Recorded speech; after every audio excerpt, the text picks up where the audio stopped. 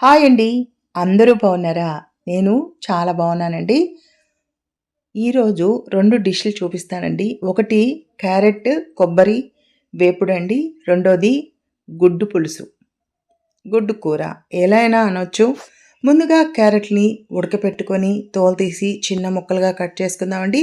ఉల్లిపాయలు, పచ్చిమిర్చి కట్ చేసుకుందాం. పచ్చిమిర్చిని నేను ఇలాగ 2గా చీల్చానండి. మా ఇంట్లో చిన్న బాబు ఉన్నాడు కదా! వాడికి కారం ఎక్కువ అవుతుందని అట్లా చీలిస్తే మనకి కారం ఎక్కువ రాదండి. చిన్న చిన్న ముక్కలుగా చేస్తే కారం అయిపోతుందండి కూరంతా. అందుకని అట్లా 2 ముక్కలుగా చేశాను.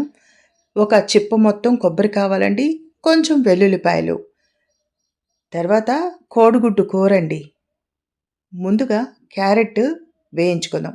సన్నగా తరుక్కున్న ఉల్లిపాయలు, పచ్చిమిర్చి, పసుపు వేసి బాగా వేయించుకున్నాక ఈ క్యారెట్ ముక్కలు వేసుకున్నామండి. పిల్లలు చాలామంది క్యారెట్ ఇష్టంగా తింటారండి. ఏ విటమిన్ ఎక్కువగా ఉంటుంది. కొంతమంది పిల్లలు తినరండి. వాళ్ళ కోసం ఇలా చేసి చూడండి, ఇష్టంగా తినేస్తారు. అంత బాగుంటుందండి. చూసారా? ముక్కలన్నీ వేసి బాగా సన్నని మంట మీద వేయించుకుందామండి. ఎందుకంటే ఆల్రెడీ ఉడికింది కాబట్టి ఎక్కువసేపు అవసరం లేదు. హై ఫ్లేమ్లో పెట్టేస్తే మాడుతుందండి. అందుకోసం చక్కగా వేయించుకోవాలండి సన్నని మంట మీద. చూసారా? ఇప్పుడు తగినంత ఉప్పు, పసుపు, కరివేపాకు వేసి కలుపుకోవాలండి. కొబ్బరి మనం చిన్న ముక్కలుగా కట్ చేసుకొని మిక్సీ చేసుకుందామండి. వెల్లుల్లి వేసి కోర్స్గానే చేసుకోండి. అప్పుడే కూర బాగుంటుంది. ఇప్పుడు ఈ కొబ్బరి కూర కూడా వేసి బాగా కలుపుకొని ఎక్కువసేపు ఉంచకూడదండి. 2 నిమిషాలంటే 2 నిమిషాలు మాత్రమే పొయ్యి మీద ఉండాలి. వేగిన తర్వాత దించేసుకోవడమేనండి. చూసారా ఎంత యమ్మీగా ఉందో? పిల్లలు ఇష్టపడి తినేస్తారు. ఇప్పుడు గుడ్డు కూర చేసుకుందామండి. దానికి కావాల్సినవి కోడిగుడ్లు ఉడకపెట్టుకొని పక్కన పెట్టుకున్నానండి. టమాటాలు ఒక 4 కోసుకున్నాను. ఉల్లిపాయ 2 కోసుకున్నాను. పచ్చిమిర్చి కోసుకున్నాను. ముందుగా పచ్చిమిర్చి, ఉల్లిపాయ, కరివేపాకు వేసి పచ్చిమిర్చి, పసుపు వేసి బాగా వేయించుకుందామండి.